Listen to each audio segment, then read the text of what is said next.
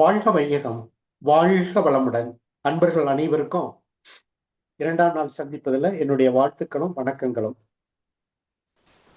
அன்பர்களே,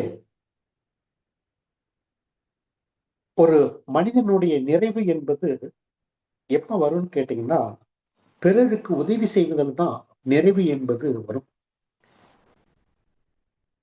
அந்த நிறைவு என்பதை ஏற்றுக்கொள்வதற்கு ஒரு மனதிடம் வேணும். அந்த வகையில் இந்த நிகழ்வை நடத்தி கொண்டிருக்கக்கூடிய ஆசிரியர் பெருமக்கள் அனைவருக்கும் நான் என்னுடைய வாழ்த்துக்களையும் நன்றியையும் தெரிவித்துக் கொள்கிறேன். வாழ்க வளமுடன். நண்பர்களே, நம்ம ஒரு ஆன்மீக பயணத்தில் இருக்கிறோம். இது ஒரு ஆன்மீக பயணம் என்றுதான் சொல்லுவோம்.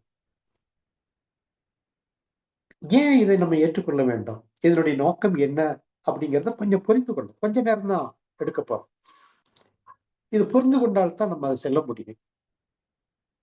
இப்ப நம்ம ஒரு ஆன்மீக பாதையில காலடித்து வைத்திருக்கிறோம். சில பழைய அன்பர்கள் இருக்கலாம், புதிய அன்பர்கள் இருக்கலாம். ஒரு வாழ்வு என்பது சிறப்பாக அமைய வேண்டும். யாராக இருந்தாலும் அந்த வாழ்வு என்பது மகிழ்ச்சிகரமாக இருக்கணும், சிறப்பாக இருக்கணும். மனித வாழ்க்கை என்பது இன்பம் துன்பம் இந்த ரெண்டுமே இணைந்ததுதான் மனித வாழ்க்கை. உங்களுக்கு தெரியும், இன்பத்தோடையே ஒரு மனிதன் வாழ்ந்துவிட முடியாது, துன்பத்தோடையும் வாழ வேண்டிய அவசியம் இல்லை. அப்போ துன்பம் வருவதை ஏற்றுக்கொள்ளக்கூடிய ஒரு திறன் மனதிற்கு வர வேண்டும். துன்பம் இல்லை அப்படின்னு சொன்னா அந்த வாழ்க்கை போர் அடிச்சிடும்.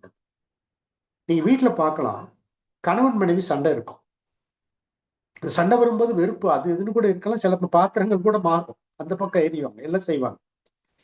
ஆனா அது முடிஞ்சதுக்கு அப்புறம் அவங்க ஒரு சமரசம் ஏற்படுவாங்க பாருங்க. அந்த சமரசம் ஏற்படும் பொழுது பாத்தீங்கன்னு சொன்னா அளப்பரிய அன்பை பரிமாற்றிக் கொள்ளும். அப்ப அந்த அளப்பரிய அன்பை பரிமாற்றணும்னு சொன்னா அதுக்கு முன்னால் ஒரு சண்டை வந்தா இது ஒரு இயற்கை நீதிங்க, இது மாற்றவே முடியாது. அப்போ இதுதான் மனித வாழ்க்கை. இது புரிந்து கொள்ளலன்னு வச்சுக்கோங்க, 6 மாசத்துல டைவர்ஸ், 2 மாசத்துல டைவர்ஸ், இதெல்லாம் நிகழக்கூடியது. அப்ப இதெல்லாம் பல விஷயங்கள் நம்ம புரிந்து கொண்டோம்னு சொன்னாதான் இந்த வாழ்க்கை எவ்வாறு இருக்கிறது அப்படிங்கறத புரிந்து கொள்ள வேண்டும். இதுக்கே நம்மளுடைய ஆன்மீகம் என்பது தேவை. வாழ்க்கையை புரிந்து கொள்வதற்கு முதல்ல ஆன்மீகம் என்பது தேவை. அப்போ வாழ்க்கையை புரிந்து கொண்டு வாழ்ந்தால்தான் அந்த வாழ்க்கை என்பது இனிமையாக இருக்கு. இப்போ சார் ஆன்மீகம் எடுக்காதவங்க இந்த ஒரு ஆன்மீகத்திலே, ஏன்னா ஆன்மீக அமைப்புகள் நிறைய இருக்குதுங்க. அப்ப நிறைய அமைப்புகள் இருக்குது, அதுல நிறைய விஷயங்கள் சொல்லி கொடுக்குறாங்க. பக்தி மார்க்கம்னு ஒண்ணு இருக்குது, அதுல இருக்கிறாங்க. அப்ப இந்த ஆன்மீகம் இல்லாத வாழ்க்கை எவ்வாறு இருக்கும் அப்படின்னு சொன்னா பல யோகங்களை சொல்றாங்க. ஒண்ணு, நீங்க ஒரு கர்ம யோகம், ஒரு சோசியல் சர்வீஸ்ல இருக்கணும், அதுல ஒரு நிறைவு கிடைக்கும். பக்தி மார்க்கத்துல இருக்கணும், அதுல ஒரு நிறைவு உண்டு. ஆன்மீக வாழ்க்கை என்பது இத ரெண்டையும் தாண்டி ஒரு முழுமையான வாழ்வை உங்களுக்கு கொடுக்கக்கூடிய அவர்கள் தான் வாழ்வை நிறைவு செய்யறாங்க. சார் இப்போ நம்மள ஆன்மீகத்துக்கு வரல, ஒருத்தர் வாழ்ந்து கொண்டு இருக்கிறார், நன்றாகத்தான் இருக்கிறார் அப்படின்னு கேட்டா, இப்ப உங்களுக்கு மதிய நேரம் ஆயிடுச்சு, 1 மணிக்கோ 2 மணிக்கோ நீங்க சாப்பிடுவீங்க. உங்களுக்கு சாப்பாடு பரிமாறுறாங்க. சாப்பாடு பரிமாறும் பொழுது ஒண்ணு, நம்ம தமிழ்நாட்டு பண்பாட்டு பிரகாரம் அரிசி சாதம், சோறுன்னு சொல்லுவோம், சாதம் வடிச்சு நிறைய வச்சிருக்கிறாங்க. இல்ல சப்பாத்தி, ஒரு 4 சப்பாத்தி 3 சப்பாத்தி உங்களுக்கு வச்சிருக்கிறாங்க. இப்ப சாப்பிட சொல்றாங்க, நல்ல பசி. இப்ப நீங்க என்ன பண்றீங்கன்னா சாப்பிட ஆரம்பிக்கீங்க. அவங்க என்ன சொல்றாங்கன்னா சைட் டிஷ் இல்லை அப்படிங்கிறாங்க, குழம்பும் இல்லை, ஒரு கறியோ இல்லை அப்படிங்கிறாங்க தொட்டுக் கொள்வதற்கு. இப்போ பசியினால நீங்க சாப்பிடலாம், ஆனா அந்த உணவு முழுமையாக இருக்காது. லிக்விட் ஃபார்ம்ல ஏதாவது ஒண்ணு இருந்தா தான் இந்த சப்பாத்தி உள்ள போகும். லிக்விட் ஃபார்ம்ல ஒரு பொரியல் இருந்தா தான் இந்த சாதம் என்பது உள்ள போகும். அப்பதான் இதை ஏற்றுக்கொள்ள முடியும். அதே போலதான் இந்த வாழ்வை ருசிக்கணும். இந்த வாழ்வு என்பது மனிதன் ருசிப்பதற்காகவே ஏற்படுத்தப்பட்டது. இறைவனால் படைக்கப்பட்ட ஒரு வாழ்வு என்பது மனிதனால் இறைவனால் படைக்கப்பட்ட ஒரு அற்புதமான வாழ்வு முறை. அப்ப அது எப்படி புரிந்து கொள்ள முடியும் அப்படின்னு கேட்டா, நிச்சயமாக ஒரு ஞான மார்க்கம், ஒரு ஆன்மீக மார்க்கம் என்பது மிகவும் அவசியம் உங்களுக்கு. அப்போ இது ஒரு ஆன்மா மிகுந்த நிலை. உங்களுடைய ஆன்மாவை நீங்களே மிகப்படுத்தக்கூடிய நிலை. நீங்க ஒரு தோற்றம்னு பாத்தீங்கன்னா எவல்யூஷன், பரிணாமம் அப்படிங்கிறத ஒண்ணு நம்ம படிச்சிருப்போம். சயின்ஸ்ல பாத்தீங்கன்னு சொன்னா ஆம்பிபியன்ஸ், அமீபா, அமீபால இருந்து தொடங்குச்சுன்னு சொல்லுவாங்க. அப்புறம் ஆம்பிபியன்ஸ் அப்படின்னு சொல்லுவாங்க. நம்ம புராணங்கள்ல பாத்தீங்கன்னு சொன்னா அவதாரங்கள்னு சொல்லுவாங்க. இப்போ இது எல்லாமே மூல காரணம் எங்க இருந்து வந்தது அப்படின்னு பார்த்தீங்கன்னா, பிரம்மம் அப்படின்னு நம்ம இந்து புராணத்துல சொல்லி முடிச்சிருவாங்க.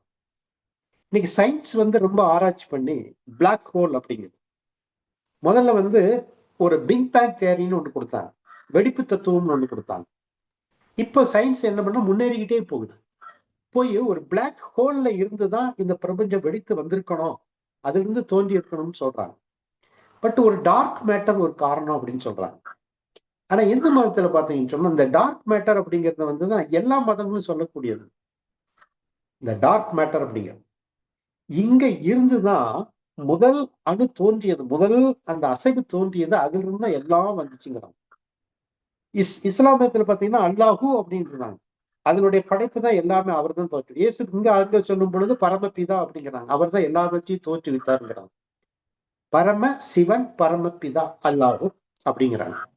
அப்போ முதல் தோன்றியது அந்த பரம பிதாவாக இருக்கட்டும், அல்லாஹாக இருக்கட்டும், சிவனாக இருக்கட்டும், அங்க இருந்து ஒரு முதல் அணு தோன்றியதுன்னு சொன்னா அதற்கப்புறம் தான் பஞ்சபூதங்கள் வருது. இந்த பஞ்சபூதங்கள் வந்துதான் மனித இனம் ஒன்னொன்னாக வருது. அது அவ்வை ஒரு குரல்ல சொல்லும் பொழுது பரமாய சக்தியில் பஞ்சமா பூதம் தரமாறி தோன்று பிறப்பு அப்படின்னு சொல்றாப்பு. அப்ப இந்த உடல் என்னன்னு கேட்டீங்கன்னா பஞ்சபூதங்கள் தான். அதனுடைய கலவை ரேஷியோஸ் மாறுபடும் பொழுது அதைத்தான் அவ்வை சொல்றாப்புல, பரமாய சக்தியில் பஞ்சமா பூதம் தரம் மாறி தோன்றும் பிறப்பு. அப்ப இந்த பிறப்பு என்பது ஒரு ரேஷியோ தாங்க. இந்த உடல்ல என்ன இருக்குன்னா பஞ்சபூதங்களுடைய ஒரு ரேஷியோ இருக்கு. அப்ப இதனுடைய மூலம் என்னன்னு கேட்டீங்கன்னா அணு. இப்ப இந்த அணுக்களுக்கு மூலம் எதுன்னு கேட்டீங்கன்னா இறைவன். இப்ப நீங்க சொல்லுங்க, நீங்க எங்க இருந்து வந்தீங்கன்னு சொன்னா அந்த சிவத்திலிருந்து பரமபிதாவில் இருந்து தோன்றிய ஒரு அணு கூட்டம் தான் நான்.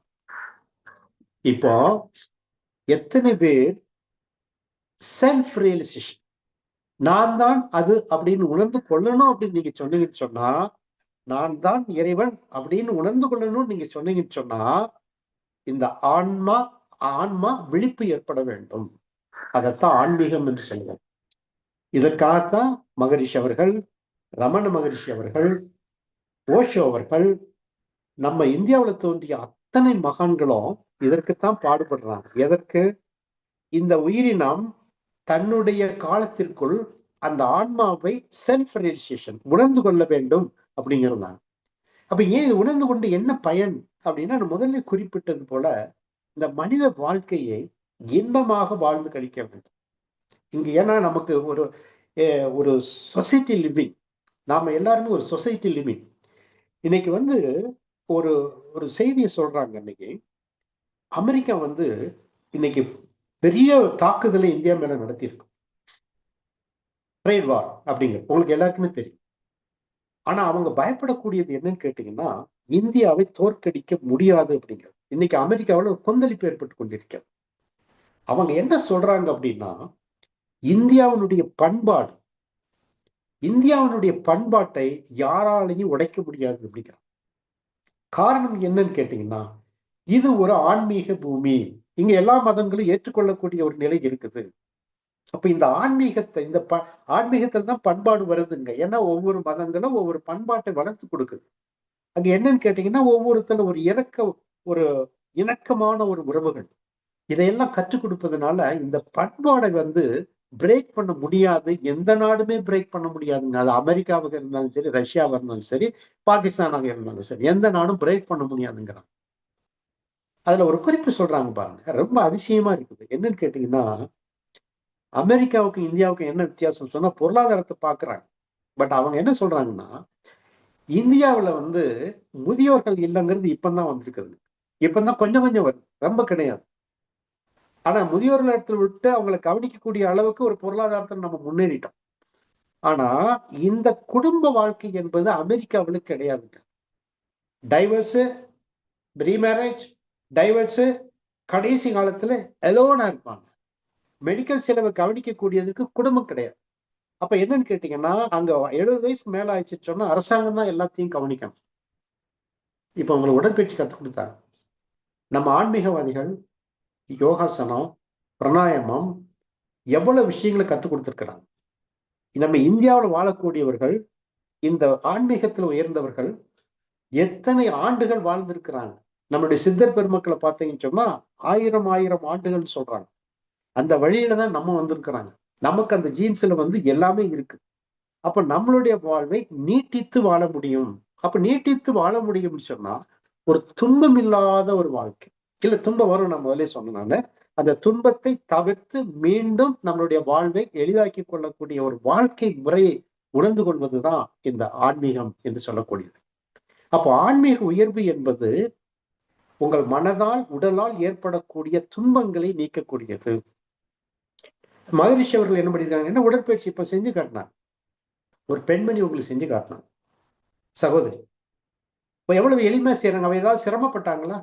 ஒண்ணுமே இல்லை, ரொம்ப எளிமை.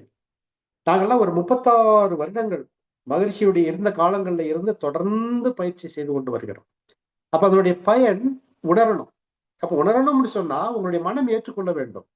மனம் ஏற்றுக்கொண்டால்தான் ஒரு நிகழ்வை நீங்க ஏற்றுக்கொள்ள முடியும். அப்ப அந்த நிகழ்வு வேணும்னு சொன்னா உங்களுடைய ஆன்மாவுக்கு ஒரு விழிப்புணர்வு கொடுக்க வேண்டும். அதைத்தான் ஆன்மீகம் என்று சொல்கிறது. அப்ப இங்க என்ன இருக்குன்னு கேட்டீங்கன்னா, முதல்ல நீங்க புரிந்து கொள்ளுங்க, இந்த ஆன்மா என்பது உங்களுடைய உயிர். உயிரை பற்றி உங்களுக்கு விளக்கங்கள் பின்னால நிறைய விஷயங்கள் கொடுக்க போறாங்க.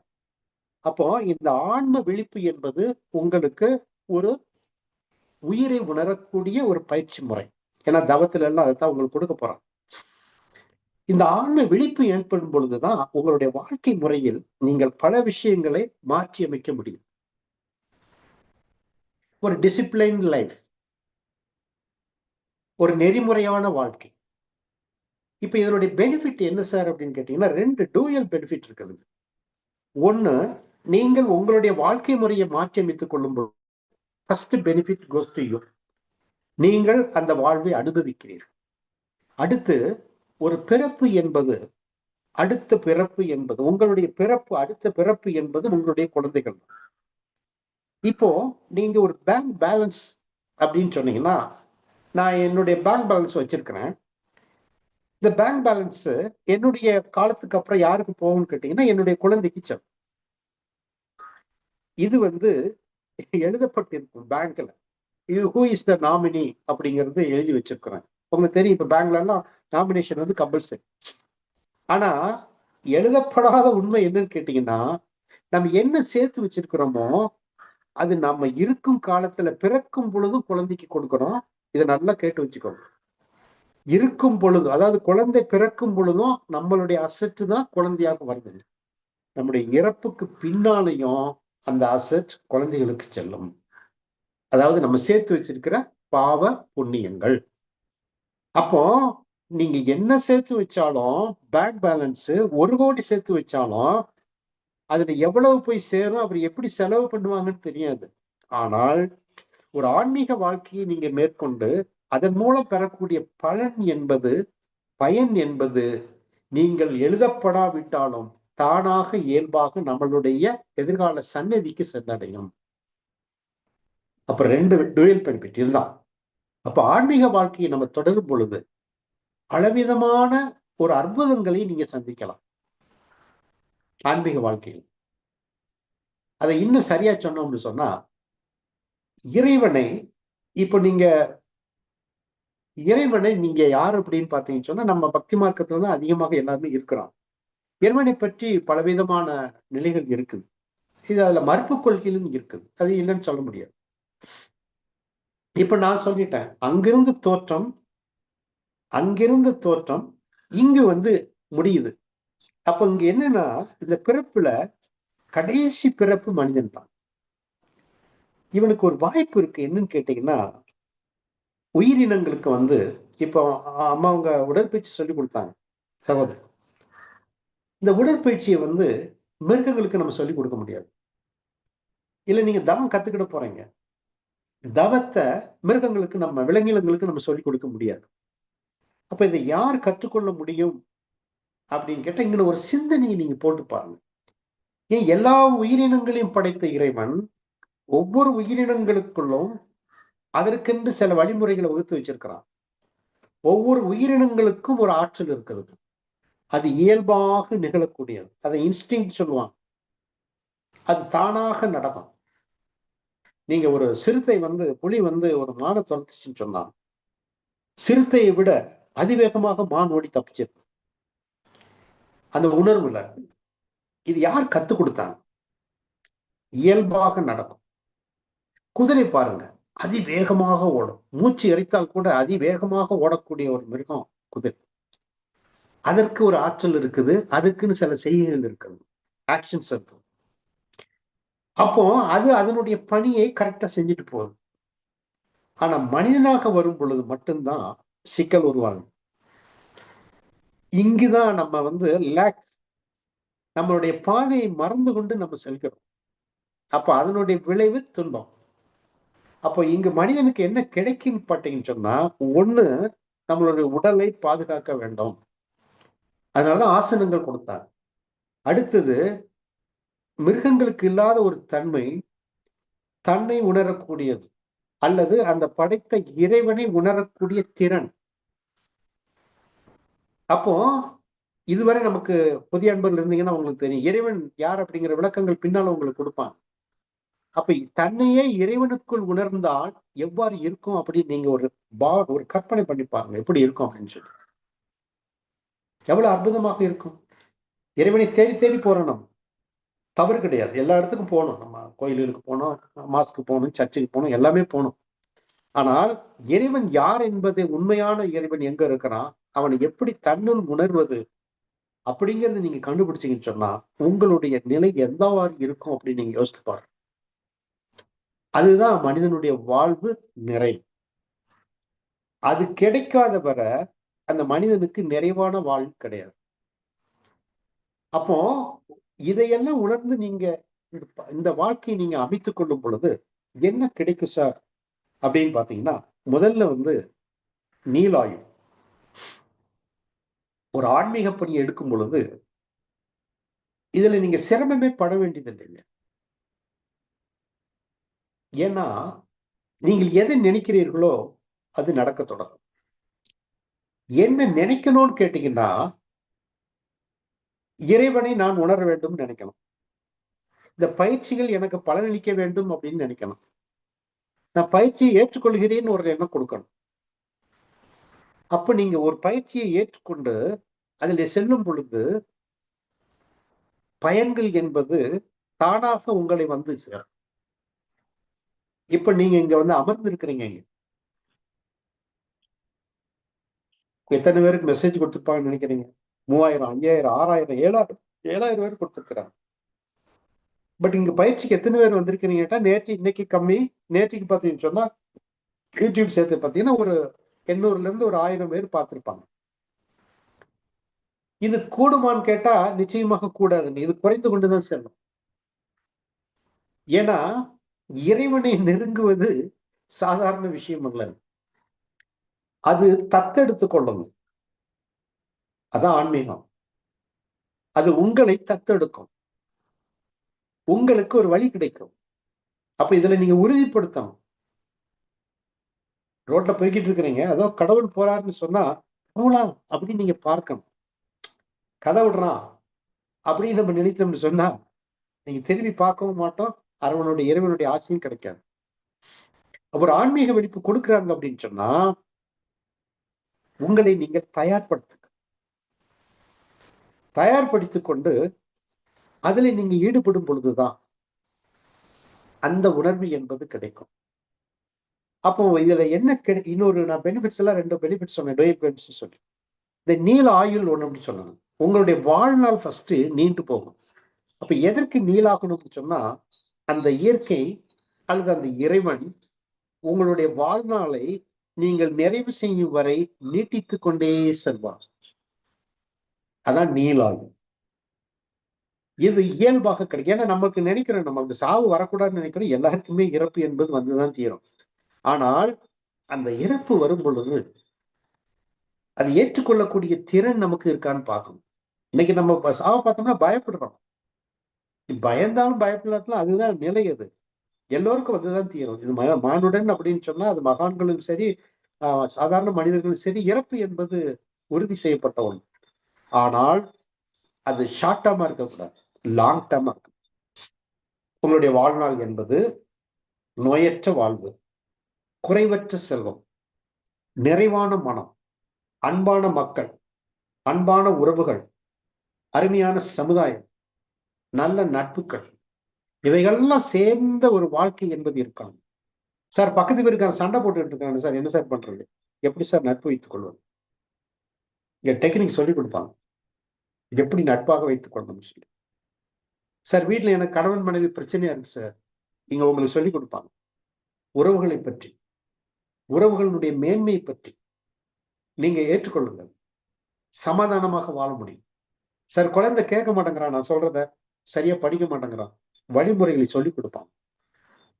அதை நீங்க ஏற்றுக்கொள்ளும் பொழுது நிச்சயமாக உங்களுக்கு நிறைவான வாழ்க்கை, நான் முதல்ல சொல்றேன், நிறைவான வாழ்க்கை என்பது இயல்பாக உங்களுக்கு அமைந்து கொள்ளும். நிறை செல்வம் உங்களுக்கு என்ன வேணுங்கிறத, நிறைவான செல்வம் அப்படிங்கிறது அதானி அம்பானிங்கிற மாதிரி எல்லாம் தேவையில்லை. இல்ல நம்ம தமிழ்நாட்டு அரசியல்வாதிகள் மாதிரி கோடி கோடியா சேர்த்து வைக்க வேண்டியது இல்லை.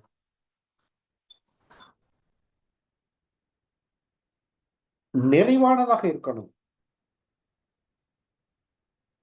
நமக்கு ஏன் கோடி கோடியா சேர்த்து வைக்கிறாங்க மனிதர்கள் அப்படின்னு பாத்தீங்கன்னு சொன்னா, சரியாக சொன்னோம்னு சொன்னா, அந்த படைத்தவன் மீது நம்பிக்கை இல்லை. ஒரு சாதாரண ஒண்ணு சொல்லுவாங்க,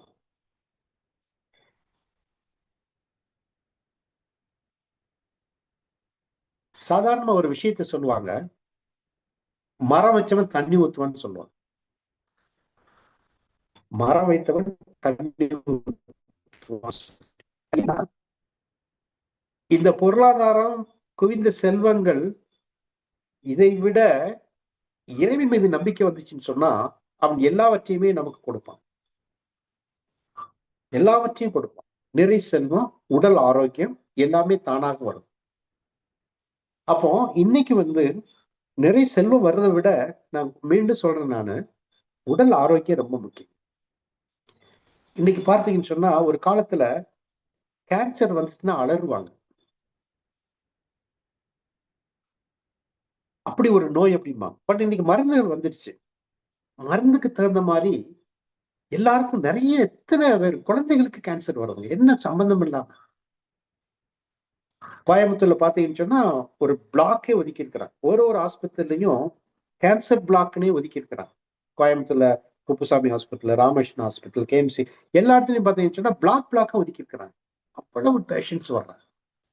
எவ்வளவு செலவாகும், எவ்வளவு கொடுமையானதாக இருக்கும் அந்த கீமோதெரபி கொடுப்பாங்க இல்லைங்களா, எவ்வளவு கொடுமையானதாக இருக்கும். இதெல்லாம் ஏன் நிகழ வேண்டும்? இதையெல்லாம் மாற்றி அமைக்கக்கூடிய திறன் அந்த இறைவனுக்கு இருக்கு. அப்போ அந்த இறை சார்ந்த வாழ்க்கை, அந்த ஆன்மீகத்தில் முழுமையான வாழ்க்கை, நம்பிக்கையான வாழ்க்கை உங்களுக்கு உடல்ல நோய் இல்லாமல் வாழ முடியும். வரலாம், சின்ன சின்ன நோய்கள் வரலாம், அதை தாங்கிக் கொள்ளக்கூடிய. ஏன்னா எதுக்கு இப்படின்னு கேட்டீங்கன்னா, நோய் வராம யாருக்குமே இருக்காதுங்க. வயசாக எல்லாருக்கும் ஒரு நோய் வரும். ஆனா ஒரு மருத்துவர்கிட்ட போறோம், இப்ப இவங்க நோய் நீக்கும் முறைகள் கூட இவங்க சொல்லிக் கொடுப்பாங்க, நிறைய விஷயங்கள். இப்ப நாங்கெல்லாம் பார்த்தீங்கன்னு சொன்னா ஒரு பல ஆண்டுகளாக இந்த ஆஸ்பத்திரிக்கு போறதே கிடையாது. ஏதாவது தவிர்க்க முடியாதுன்னா தான் போறோம். நம்ம சித்தா, ஆயுர்வேதம், ஹோமியோ டாக்டர்ஸ் இவங்களெல்லாம் வச்சிருக்கிறோம். அவங்க சின்ன மருந்து ஒரு 2 நாட்கள் 3 நாட்கள் அவ்வளவு. ஓகே. சென்ற வாரம் பாருங்க, ஒரு நண்பர் போன் பண்ணார், காதுல நீர் வடியுதுன்னு சொல்லி. அப்போ அவர் டாக்டர்கிட்ட போயிருக்காரு. டாக்டர் செக் பண்ணிட்டு எக்ஸ்ரே எல்லாம் எடுத்து பார்த்துட்டு 30,000 ரூபாய் ஆகும், ஆபரேஷன் பண்ணணும், இல்லைன்னா இந்த காது ஜவ்வு போயிடும், எல்லாமே போயிடும். அவர் எனக்கு போன் பண்ணாரு. நான் சொன்னேன் இன்னொரு டாக்டர்கிட்ட கன்சல்ட் பண்ணுவேன். அவர் பார்க்க முடியல அப்படின்ட்டு 2வது இந்த டாக்டர்கிட்ட போயிருக்காரு. 2வது இந்த டாக்டர் என்ன சொன்னாருன்னா, 30,000 முதல்ல சொன்னாரு. 2வது வரை என்ன சொன்னாருன்னா, ஒரு 50,000 ரூபாய் ஆகும் அப்படின்ட்டார். அந்த டாக்டருக்கே தெரியாது இவன் 2வது தடவை வந்திருக்கான், முதல்ல எவ்வளவு சொன்னோம்னு சொல்லி தெரியல. இது உண்மை சம்பவம், திருப்பூர்ல. இது கழிச்சு 3 வாரம் கழிச்சு காது கொஞ்சம் நல்லா ஆயிடுச்சு. திருப்பி டாக்டருக்கு போயிருக்காரு, 60,000 ரூபாய் ஆகும். அப்போ என்ன இது, சிந்திச்சு பாருங்க. இன்னைக்கு மருத்துவம் எந்த அளவுக்கு நம்மளை ஏமாற்றுகிறதுன்னு பாருங்க. இதுதான் வாழ்க்கையில சிக்கல். இப்ப எப்படி இருக்குன்னு கேட்டீங்கன்னா, அவர் மருந்த ஊத்தி இன்னொரு டாக்டர்கிட்ட போய் கன்சல்ட் பண்ணிட்டு மருந்த ஊத்தி செக் பண்ணி, நான் ஒரு மாற்று மருத்துவம் சொல்லிக் கொடுத்தோம். அதை ஃபாலோ பண்ணாரு. 2 வாரத்துல காது சரியாயிடுச்சு. இப்ப கிளியரா இருக்கு. ஆபரேஷன் தேவையில்லைன்னு. கொஞ்சம் ஏமாந்திருந்தோம்னு சொன்னா 60,000 அவர் சாதாரணமா வேலை செய்யக்கூடிய 60,000 ஒரு குடும்பத்துக்கு இழப்பு ஏற்படும். 60,000 60,000 நிறுத்த மாட்டாங்க. 60,000 ஆபரேஷன் செலவு, அப்புறம் எடுத்து அவங்க வேலைக்கு போக முடியாது. எவ்வளவு செலவுகள் வருது பாருங்க. இதையெல்லாம் உங்களை நெருப்படுத்தக்கூடிய ஒரு வாழ்வு முறை. அதத்தான் வாழும் முறை வாழ்ந்து வாழ்தல். ஏன் நம்ம நாட்டுல சித்த மருத்துவம் வச்சாங்க? ஏன் இந்த நாட்டுல ஹோமியோ மருத்துவம் கொடுத்தாங்க? ஏன் ஆயுர்வேதம் என்பதை கேரளாவில் அவ்வளவு பிரமாதமா கொடுத்து கொண்டிருக்கிறார்? இதெல்லாம் மிகப்பெரிய நோய்களை தடுக்கக்கூடிய ஒரு மருத்துவ முறைகள். இதெல்லாம் உணராத பொழுது நாம ஒரு பெரிய செலவை எதிர்நோக்கி இருக்கிறோம். அதனாலதான் சொல்றேன், வாழும் முறை சரியாக மாற்றி அமைத்துக் கொள்ளும். இதற்கு உங்களுக்கு இந்த ஆன்மீகம் என்பது நிச்சயமாக உறுதுணையாக இருக்கும். அடுத்து இயற்கையோடு இணைது. இந்த இயற்கை என்பது மாபெரும் ஆற்றல் படைத்தது. மாபெரும் ஆற்றல் படைத்தது. இந்த பிரபஞ்சம் இருக்குது, சூரியன் இருக்குது, சந்திரன் இருக்குது. நாம எல்லோருமே அதனோடு இணைந்து இருக்கிறோம். எல்லாருமே அதனோடு இணைந்து இருக்கின்றோம். நாம யாருமே தனிப்பட்ட வாழ்வு கிடையாது. நாம நினைக்கிறோம் அப்பா, அம்மா, பிள்ளைங்க, தாத்தா, பாட்டி நினைக்கிறோம். அப்படி இல்லை. நம்மளோடு இணைந்தது இந்த சந்திரன், சூரியன், கோடான கோடி நட்சத்திரங்கள். இப்ப அவங்ககிட்ட பேசும் பொழுது எனக்கு அந்த நட்சத்திரங்கள் காட்சி கொடுக்கிறது. இந்த நட்சத்திரங்கள், இந்த சூரியன், இந்த சந்திரன், இந்த பூமி, கோடான கோடி மனிதர்கள், இவர்களோடு தான் நம்ம இணைந்து வாழ்கிறோம். அப்ப அந்த இணைந்த வாழ்க்கை என்பதுதான் மகிழ்ச்சிகரமான வாழ்க்கையாகவே அதை அமைத்துக் கொள்வதற்கு ஒரு நிறைவான வாழ்வு. அந்த நிறைவான வாழ்வை நீங்கள் அமைத்துக் கொள்வதற்கு நிச்சயமாக இங்கு கொடுக்கக்கூடிய பயிற்சி முறைகள் நிச்சயமாக உங்களுக்கு உதவும். அதை நீங்கள் ஏற்றுக்கொள்ளுங்கள். ஏன்னா நீங்க ஏற்றுக்கொள்வதில் தான் எங்களுக்கு நிறைவு இருக்கும். அதை ஏற்றுக்கொண்டு நீங்கள் நிறைவான வாழ்வு வாழ இந்த ஆன்மீகம் பயனளிக்கும் என்று கூறி நிறைவு செய்கிறேன். வாழ்க வளமுடன், வாழ்க வளமுடன், வாழ்க வளமுடன்.